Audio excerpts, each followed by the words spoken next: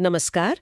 आज हम सितंबर 2025 के पहले हफ्ते की कुछ ज़रूरी खबरों और जानकारियों में थोड़ा गहराई तक जाएंगे। हमारे पास ये यूपीएससी करंट अफेयर्स वाले कुछ नोट्स हैं और इनमें ना राष्ट्रीय आंकड़ों से लेकर ग्लोबल इश्यूज और टेक तक, मतलब काफ़ी कुछ इंटरेस्टिंग है। हाँ, बिल्कुल।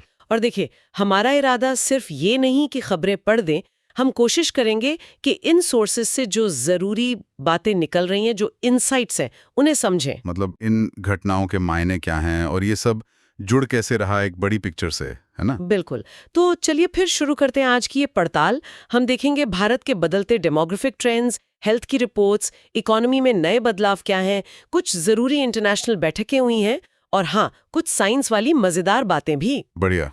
तो कहाँ से शुरू करें? शुरुआत करते हैं भारत के ताज़ा सैंपल रजिस्ट्रेशन सर्वे, मतलब एसआरएस 2023 के आंकड़ों से। इसमें कुछ बड़े ट्रेंड्स दिखे हैं, जैसे शिशु मृत्यु दर आईएमआर जो है वो पिछले 10 साल में प्रति 1000 जन्म पर 40 से घटकर 25 पर आ गई है। अरे वाह, ये तो काफी बड़ी गिरावट है। हाँ, और ये न सिर्फ ग्लोबल एवरेज से कम है, बल्कि गिरावट की जो रफ्तार है वो भी दुनिया से तेज है। ये गिरावट वाकई में मतलब महत्वपूर्ण है। ये सीधा सीधा दिखाता है कि पिछले दशक में शायद स्वास्थ्य सेवाओं की पहुंच, खासकर माँ और बच्चे से जुड़ी हुई, वो बेहतर हुई है। और सिर्फ आईएमआर ही नहीं, जो टोटल फर्टिलिटी रेट है टीएफआर, वो भी पहली बार गिरकर 1.9 पर आ गया है। 1.9 मतलब रिप्लेसमेंट लेवल 2.1 से भी नीचे। हाँ, हालांकि इसमें राज्यों में बड़ा फर्क है। बिहार में सबसे ज्यादा 2.8 है, तो दिल्ली में सबसे कम सिर्फ 1.2। हाँ, ये टीएफआर का 2.1 से नीचे जाना, ये तो मतलब जनसंख्या स्थिरीकरण की तरफ एक बहुत बड़ा संकेत है। हाँ, लेकिन ये जो आपने राज्यों का फर्क बताया ना, बिहार 2.8 और दिल्ली 1.2, ये सिर्फ आंकड़े नहीं है। सही बात। ये दिखाते हैं कि शिक्षा, स्वास्थ्य सेवाओं की पहुंच, सोशो इकोनॉमिक डेवलपमेंट और शायद महिलाओं के सशक्तिकरण का लेवल कितना अलग-अलग है। मतलब आगे पॉलिसी बनाते वक्त इस रीजनल डाइवर्सिटी का ध्यान रखना बहुत जरूरी होगा। बिल्कुल।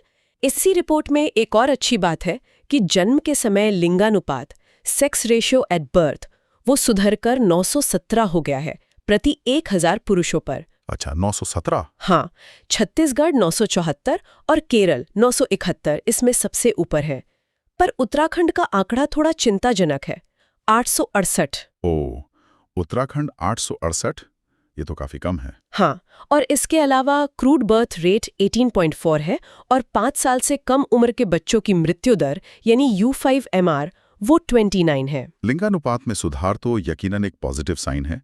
हो सकता है बेटी बचाओ बेटी पढ़ाओ जैसे जो अभियान चले या सामाजिक सोच में जो धीरे धीरे बदलाव आ रहा है उसका असर हो, लेकिन उत्तराखंड जैसे राज्यों के आंकड़े याद दिलाते हैं कि भाई अभी काम बाकी है। हाँ, बिल्कुल। और U5MR का 29 होना भी, मतलब आईएमआर तो सुधरा है, पर 1 से 5 साल के बच्चों के स्वास्थ्य और पोषण पर भी लगातार ध्यान देना होगा।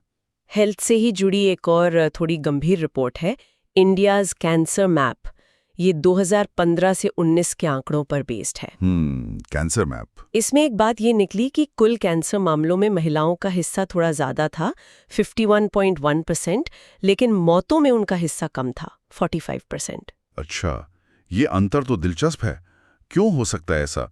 क्या महिलाएं ज्यादा ट्रीटमेंट लेती हैं या शायद, या हो सकता है उनमें पाए जाने वाले कैंसर के प्रकार ऐसे हों जिनका इलाज ज्यादा कामयाब होता हो। इस पर शायद और स्टडी की जरूरत होगी। हो सकता है। रिपोर्ट की एक और बड़ी फाइंडिंग ये है कि पुरुषों में अब फेफड़ों के कैंसर से ज्यादा कॉमन हो गया है मुंह का कैंसर। मुंह का कैंसर, ये तो सीधा सीधा तंबाकू और सुपारी से जुड़ा लगता है। हाँ, लगता तो है। और एक और चिंता की बात, पूर्वोत्तर राज्यों में कैंसर की दर सबसे ज्यादा मिली है, खासकर महिलाओं में सर्वाइकल, फेफड़ों और मुंह का कैंसर। पूर्वोत्तर में हाई रेट्स, इसके पीछे क्या कारण हो सकते हैं? लाइफस्टाइल, खान-पान, जेनेटिक्स या फिर शायद सुविधाओं की कमी? सब कुछ हो सकता है।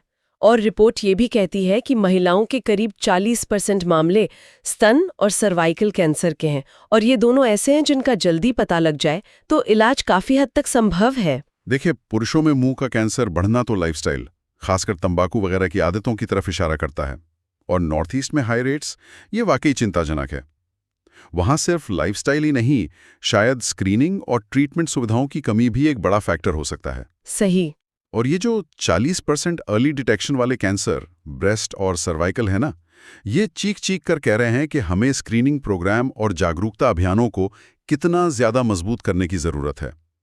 ये सिर्फ हेल्थ का मुद्दा नहीं, सामाजिक प्राथमिकता का सवाल है। बिल्कुल सही कहा। अच्छा, अब जरा सामाजिक न्याय के पहलू पर आते हैं। 31 अगस्त को विमुक्त और घुमंतु जनजाति दिवस मनाया गया है। हाँ, डिनोटिफाइड और नोमैडिक ट्राइब्स डे। ये दिन याद दिलाता है उस भयानक अन्याय की जब ब्रिटिश सरकार ने 1871 में आपराधिक जनजाति अधिनियम बनाकर कई समुदायों को जन्म से अपराधी घोषित कर दिया था। सोचिए जरा, पूरे समुदाय पर अपराधी का ठप्पा। ये कानून आज़ादी के बाद 1952 में खत्म तो हुआ, लेकिन इन समुदायों पर जो कलंक लगा था या समाज का जो रवैया था, वो क्या एक दिन में बदल गया होगा? नहीं, बिल्कुल नहीं बदला। उन्हें आज भी पहचान, घर, शिक्षा, रोजगार, मतलब हर बुनियादी चीज के लिए जूझना पड़ता है। हाँ, और उनकी स्थिति सुधारने के लिए कई आयोग भी बने, जिसे 1949 की अयंगार समिति, उसी की सिफारिश पर वो एक्ट हटा था। फिर 2006 में रेंके आयोग आया, जिसने इनकी आबादी करीब 10.74 करोड़ बताई थी। और फिर 2014 में भीखू रामजी इदाते आयोग। हाँ, इदाते आयोग ने तो 260 से ज्यादा ऐसे समुदायों की पहचान की जो SC, ST, OBC किसी भी कैटेगरी में नहीं आते थे, मतलब पूरी तरह से वंचित। तो इतने आयोग बने, रिपोर्टें आईं, लेकिन असल सवाल तो इम्प्लीमेंटेशन का है ना। रिंके और इदाते आयोग की कई सिफारिशें अभी भी ठीक से लागू नहीं हुई हैं। तो ये जो दिन है 31 अगस्त, ये सिर्फ एक तारीख नहीं होनी चाहिए। ये हमें याद दिलाना चाहिए कि इन समुदायों के अधिकार, उनकी इज्जत और उनके विकास के लिए हम कितने गंभीर हैं। सही बात है। चलिए अब थोड़ा इकोनॉमी की तरफ चलते हैं। GST काउंसिल की 56वीं बैठक हुई और उसमें नई टैक्स स्लैब संरचना को मंजूरी मिल गई है। हाँ, ये GST लागू होने के बाद एक बड़ा रिस्ट्रक्चरिंग है। अब मेनली 2 ही रेट्स होंगी, 5% और 18%। और साथ में सुपर लग्जरी चीजों और सिन गुड्स, मतलब वो चीजें जो समाज के लिए हानिकारक मानी जाती हैं, जैसे तंबाकू वगैरह, उनके लिए 40% की एक अलग डीमेरिट दर भी होगी। 40% डीमेरिट रेट। हाँ, और ये बदलाव तंबाकू छोड़कर 22 सितंबर से लागू हो जाएंगे। देखिए, ये 2 टियर स्ट्रक्चर का आइडिया शायद सिस्टम को सिंप्लीफाई करना और टैक्स लिटिगेशन कम करना है। लेकिन ये जो 40% की डीमेरिट दर है ना, इसका असर देखना होगा। एक तरफ तो ये सिन गुड्स का कंजम्पशन कम कर सकती है, सरकार का रेवेन्यू बढ़ा सकती है, पर दूसरी तरफ महंगाई भी बढ़ सकती है। और ये बहस तो हमेशा रहती है कि किन चीज़ों को सिन गुड्स माने और कितना टैक्स सही है। हाँ, ये तो है। इसका असली असर तो कंज्यूमर और इंडस्ट्री पर कुछ टाइम बाद ही दिखेगा। बिल्कुल। अच्छा, अब टेक की दुनिया से एक बहुत बड़ी खबर है। भारत के लिए गर्व करने वाली सेमिकॉन इंडिया 2025 कॉन्फ्रेंस हुई दिल्ली के यशोभूमि में। हाँ, मैंने सुना इसके बारे में। वहाँ भारत का पहला पूरी तरह से स्वदेशी 32-बिट माइक्रो प्रोसेसर विक्रम लॉन्च किया गया। अरे वाह, विक्रम! ये तो वाकई मील का पत्थर है। इसे ISRO की सेमीकंडक्टर लैब SCL मोहाली ने बनाया है ना? हाँ, बिल्कुल। और ये भारत सेमीकंडक्टर मिशन का हिस्सा है जो 2021 में शुरू हुआ था, 76,000 करोड़ के बजट के साथ। 76,000 करोड़! ये दिखाता है कि सरकार सेमीकंडक्टर में आत्मनिर्भरता को लेकर कितनी सीरियस है। और इस विक्रम चिप की खासियत ये है कि बहुत मुश्किल तापमान में भी काम कर सकती है, -55 डिग्री से लेकर +125 डिग्री सेल्सियस तक। -55 से +125। ओह! यही चीज इसे स्ट्रेटेजिकली बहुत इंपॉर्टेंट बनाती है। मतलब ये सिर्फ स्पेस मिशन के लिए नहीं, बल्कि defence, industrial automation, critical infrastructure, जहां भी भरोसेमंद चिप चाहिए वहां काम आ सकती है। हाँ, ये विक्रम चिप का बनना भारत को इलेक्ट्रॉनिक सिस्टम डिजाइन और मैन्युफैक्चरिंग ESDM में सेल्फ रिलायंट बनाने की तरफ एक बहुत बड़ा कदम है। हालांकि देखिए, पूरी तरह विदेशी निर्भरता खत्म होने में तो अभी टाइम लगेगा। ये इकोसिस्टम बहुत कॉम्प्लेक्स होता है, लेकिन शुरुआत जबरदस्त है। बिल्कुल।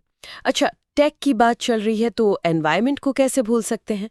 Centre for social and economic progress CSEP की एक स्टडी आई है भारत की क्लाइमेट फाइनेंस जरूरतों पर। हाँ, ये स्टडी अहम है क्योंकि ये सेक्टर वाइज जरूरत बता रही है। मतलब सिर्फ टारगेट नहीं, बल्कि उसे पाने के लिए पैसा कितना लगेगा, इसका हिसाब। और हिसाब बड़ा है। स्टडी कहती है कि 2030 तक भारत के 4 सबसे ज्यादा कार्बन छोड़ने वाले सेक्टर्स, पावर, स्टील, सीमेंट और रोड ट्रांसपोर्ट, इनको डीकार्बनाइज करने के लिए करीब $467 बिलियन का एक्स्ट्रा इन्वेस्टमेंट चाहिए होगा। $467 बिलियन, बाप रे! इसमें सबसे बड़ा हिस्सा स्टील 251 बिलियन और सीमेंट 141 बिलियन का है। हाँ, ये आंकड़ा दिखाता है कि पेरिस समझौते के तहत जो हमारे एनडीसी लक्ष्य हैं, उन्हें पूरा करना कितना बड़ा और महंगा काम है। लेकिन इसको सिर्फ खर्चे की तरह नहीं देखना चाहिए। मतलब ये green technology, renewable energy, sustainable infrastructure में इन्वेस्टमेंट का एक जबरदस्त मौका भी है। ये इन्वेस्टमेंट सिर्फ एमिशन कम नहीं करेगा, बल्कि नई नौकरियां लाएगा, हमारी एनर्जी सिक्योरिटी भी मजबूत करेगा। असली चुनौती है ये पैसा जुटाना, देश से, विदेश से, सरकार से, प्राइवेट सेक्टर से। सही कहा। इसी दिशा में 2 और पहले हुई हैं, वो भी बता दूं। एक तो एपीडा ने भारती लॉन्च किया है। भारती, इसका फुल फॉर्म क्या है? Bharat hub for agritech resilience advancement and incubation for export enablement. इसका मकसद है 100 एग्रीटेक स्टार्टअप्स को एक्सपोर्ट के लिए तैयार करना। अच्छा, एग्रीटेक स्टार्टअप्स के लिए ये जरूरी है क्योंकि इनोवेशन को सीधे मार्केट से जोड़ता है। भारत के एग्रीकल्चरल प्रोडक्ट्स के लिए ग्लोबल मार्केट में बहुत पोटेंशियल है। हाँ, और दूसरी पहल है जनजातीय मामलों के मंत्रालय का आदिवाणी ऐप। आदिवाणी, ये क्या है? ये एक AI बेस्ड ट्रांसलेशन टूल है। हिंदी, अंग्रेजी और कई ट्राइबल भाषाओं के बीच रियल टाइम ट्रांसलेशन करेगा। इसे IIT दिल्ली के नेतृत्व वाले कंसोर्टियम ने बनाया है। अरे वाह, आदिवाणी, ये तो टेक्नोलॉजी का बहुत ही बढ़िया सामाजिक इस्तेमाल है। भारत की भाषाई विविधता तो अनमोल है और कई ट्राइबल भाषाएं तो खत्म होने की कगान पर हैं। ये ऐप न सिर्फ उनके संरक्षण में मदद करेगा, बल्कि शिक्षा, स्वास्थ्य, सरकारी योजनाओं तक पहुंच में जो भाषा की दीवार है, उसे तोड़कर डिजिटल इंक्लूजन को भी बढ़ावा देगा। हाँ, ये वाकई एक अच्छी पहल लगती है। बिल्कुल। चलिए अब जरा दुनिया की खबरों का रुख करते हैं। शंघाई सहयोग संगठन SCO का 25वां शिखर सम्मेलन चीन के तियानजिन में हुआ। SCO summit. इसमें एक खास बात ये हुई कि SCO के घोषणा पत्र में पहलगाम आतंकी हमले की निंदा की गई है। अच्छा, ये तो भारत के लिए एक तरह से डिप्लोमेटिक विन है, क्योंकि शायद पहले रक्षा मंत्रियों की बैठक में इसका जिक्र नहीं था। SCO जैसे फोरम पर आतंकवाद पर एक साझा स्टैंड लेना महत्वपूर्ण तो है, हालांकि मेंबर देशों में आतंकवाद की परिभाषा पर मतभेद भी रहे हैं। हाँ, प्रधानमंत्री मोदी ने SCO के लिए भारत का विजन रखा। SCO यानी सिक्योरिटी, कनेक्टिविटी और अपॉर्चुनिटी। उन्होंने सभ्यता संवाद मंच का भी प्रस्ताव रखा। SCO, सिक्योरिटी, कनेक्टिविटी, अपॉर्चुनिटी और सिविलाइजेशनल डायलॉग फोरम। इंटरेस्टिंग। वहीं चीन के राष्ट्रपति शी जिनपिंग ने ग्लोबल गवर्नेंस इनिशिएटिव GGI का प्रस्ताव रखा। GGI, तो ये अलग-अलग प्रस्ताव क्या दिखाते हैं? ये शायद मेंबर देशों की अपनी अपनी प्रायोरिटीज और ग्लोबल विजन को दिखाते हैं। भारत का फोकस कनेक्टिविटी, अवसर और सुरक्षा, खासकर टेररिज्म पर है। चीन GGI के जरिए ग्लोबल ऑर्डर में अपना रोल बढ़ाना चाहता है। और SCO का विस्तार भी हुआ। लाओस डायलॉग पार्टनर बना, CIS ऑब्जर्वर बना और किर्गिज रिपब्लिक अगला अध्यक्ष होगा। हाँ, ये सब दिखाता है कि सेंट्रल एशिया और यूरेशिया में SCO का प्रभाव लगातार बढ़ रहा है। अब अफ्रीका चलते हैं। वहां से एक चिंताजनक खबर है। बुर्किना फासो ने समलैंगिकता को अपराध बनाने वाला कानून पास कर दिया है। 2 से 5 साल तक की जेल हो सकती है। ओह, ये तो बहुत बुरा है। और सुना है अफ्रीका के आधे से ज्यादा देशों में ऐसे कानून हैं। हाँ, रिपोर्ट तो यही कहती है। ये LGBTQ+ समुदाय के मानव अधिकारों के लिए एक बड़ा झटका है। बुर्किना फासो में तो 2022 से मिलिट्री रूल है और वो इकोवास से भी निकल गए थे। हो सकता है ये कदम वहां की अंदरूनी राजनीतिक अस्थिरता से भी जुड़ा हो। हो सकता है। ये दिखाता है कि दुनिया के अलग अलग हिस्सों में मानव अधिकारों की स्थिति कितनी कॉम्प्लेक्स है। भारत में लौटते हैं। नॉर्थ ईस्ट में शांति की कोशिशों से जुड़ी एक खबर। केंद्र सरकार, मणिपुर सरकार और 24 कुकीज़ो विद्रोही समूहों के बीच modified suspension of operations SOS समझौते पर साइन हुए हैं। हाँ, SOS एग्रीमेंट। ये तो पहले 2008 में हुआ था ना, बातचीत का रास्ता खोलने के लिए। हाँ, वही। लेकिन पिछले साल मई में जो हिंसा भड़की थी, उसके बाद ये एक तरह से टूट सा गया था। हाँ। अब इसे फिर से रिवाइव किया गया है। तो क्या ये शांति की तरफ एक ठोस कदम माना जाए? उम्मीद तो यही है। हिंसा रोकने और बातचीत फिर से शुरू करने के लिए ये जरूरी था। जरूरी तो है, लेकिन देखिए, ऐसे समझौते टिकते तभी हैं जब जमीन पर उनका पालन हो। और उससे भी ज्यादा जरूरी है कि दोनों समुदायों के बीच विश्वास बहाली और पॉलिटिकल सॉल्यूशन के लिए गंभीर कोशिशें हों। रास्ता अभी भी मुश्किल है, पर बातचीत के अलावा और चारा भी क्या है? सही कहा। अब एक ऐसी खबर जो प्राइवेसी और सिक्योरिटी को लेकर गंभीर सवाल खड़े करती है। ग्रेफाइट नाम का स्पाईवेयर। ग्रेफाइट, ये क्या है? बताया जा रहा है कि अमेरिकी सरकार ने इजरायली कंपनी पैरागॉन सॉल्यूशंस के साथ एक कॉन्ट्रैक्ट फिर से शुरू किया है। पैरागॉन ये तो वही कंपनी है ना जिसे एनएसओ ग्रुप पेगासस वाली कंपनी के पुराने लोगों ने बनाया था। हाँ वही। और इस कॉन्ट्रैक्ट से अमेरिका की इमिग्रेशन एजेंसी आइस को ये ग्रेफाइट स्पाईवेयर मिल सकता है। और ये करता क्या है? लगभग वही जो पेगासस करता था, दूर से मोबाइल हैक करना, एन्क्रिप्टेड मैसेज समेत सारा डेटा निकालना, लोकेशन ट्रैक करना, फोन को सुनने वाले डिवाइस में बदल देना। बाप रे, ये तो मतलब पेगासस 2.0 जैसा लग रहा है। सरकारों द्वारा ऐसे स्पाईवेयर का इस्तेमाल हमेशा राष्ट्रीय सुरक्षा के नाम पर जस्टिफाई किया जाता है, लेकिन इसका गलत इस्तेमाल का खतरा बहुत ज्यादा है। हाँ, जर्नलिस्ट, एक्टिविस्ट, विरोधी नेता कोई भी निशाना बन सकता है। बिल्कुल। ये सिर्फ प्राइवेसी का नहीं, डेमोक्रेसी और फ्रीडम ऑफ स्पीच का भी सवाल है।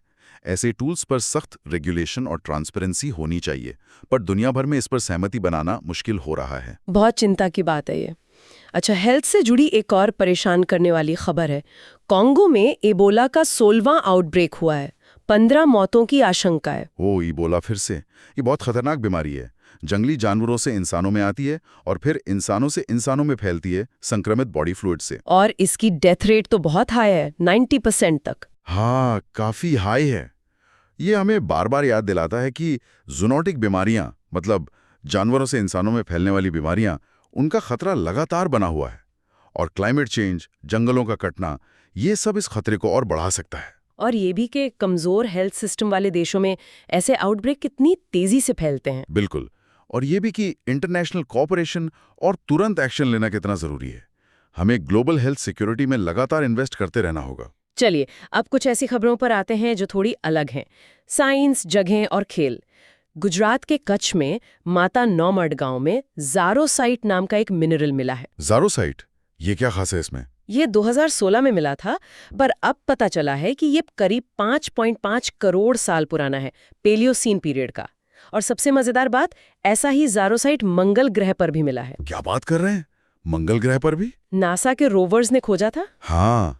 तो इसका मतलब क्या हुआ कि कच्छ का वो इलाका मंगल जैसा है? अरे नहीं, ऐसा नहीं, लेकिन भूवैज्ञानिक तौर पर कुछ समानताएं हैं। देखिए, ज़ारोसाइट बनता है पानी और सल्फेट वाली एसिडिक कंडीशंस में।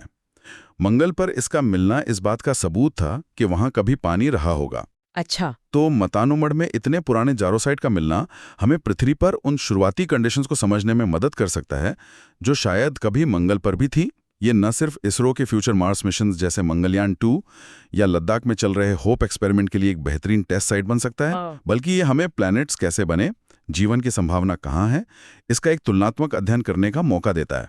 मतलब पृथ्वी पर ही मंगल का एक छोटा सा टुकड़ा मिल गया, समझ लीजिए। ये तो वाकई बहुत दिलचस्प है। अच्छा, कुछ और जगहें जो खबरों में थी। इराक में मौसूल की ऐतिहासिक अल नूरी मस्जिद। हाँ, वो झुकी हुई मीनार वाली अल हदबा, उसे तो आईएस ने उड़ा दिया था ना। हाँ, 2017 में। अब उसे फिर से खोल दिया गया है। यूनेस्को 2020 से उसे ठीक कर रहा था। चलिए, ये अच्छी खबर है। कल्चरल हेरिटेज का वापस आना एक बड़ा सिंबल होता है, युद्ध के बाद जिंदगी के पटरी पर लौटने का। बिल्कुल। लेकिन दूसरी तरफ सूडान के दारफूर से बहुत बुरी खबर है। वहां मारा पर्वत इलाके में लैंडस्लाइड से 1000 से ज्यादा लोगों के मारे जाने की आशंका है। 1000 से ज्यादा?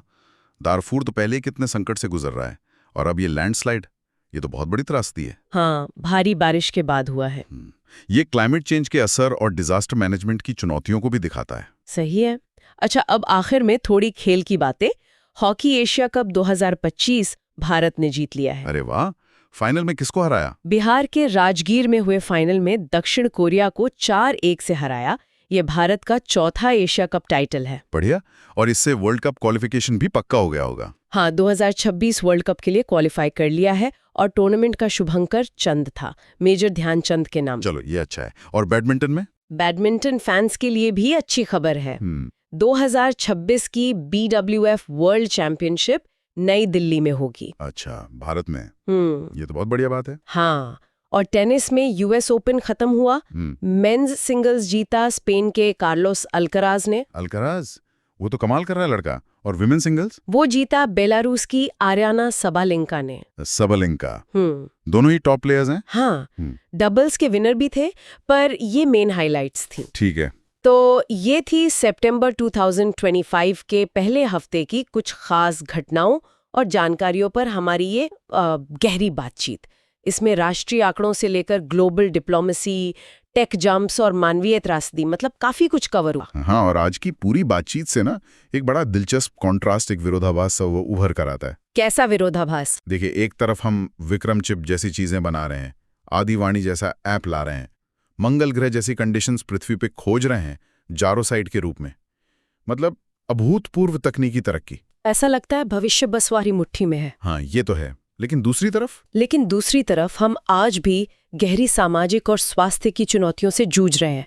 विमुक्त जनजातियों का वो दशकों पुराना संघर्ष, कैंसर के वो बढ़ते और असमान आंकड़े, इबोला जैसे इन्फेक्शियस डिजीज का खतरा, मानवाधिकारों पर सवाल, ये सब हकीकतें भी तो उतनी ही सच है। हाँ, ये बात तो सोचने वाली है। तो क्या ये जो तेज टेक्नोलॉजी बढ़ रही है, ये इन गहरी सामाजिक और स्वास्थ्य की जो खाइयां हैं, इनको पाटने में मदद कर रही है, या कहीं अनजाने में इन्हें और चौड़ा तो नहीं कर रही? यही आज का सबसे बड़ा सवाल है। क्या टेक्नोलॉजी समावेशी विकास का, इंक्लूसिव ग्रोथ का जरिया बन पाएगी? क्या हम अपनी साइंटिफिक अचीवमेंट्स का इस्तेमाल सबसे पिछड़े, सबसे वंचित लोगों की जिंदगी बेहतर बनाने के लिए कर पाएंगे? इस कॉम्प्लेक्स दौर में सिर्फ जानकारी होना काफी नहीं है। इन कनेक्शंस को समझना, एक सूक्ष्म, एक बैलेंस नजरिया बनाना, ये पहले से कहीं ज्यादा जरूरी हो गया है। बिल्कुल। इसी विचार के साथ आज की ये चर्चा यहीं समाप्त करते हैं।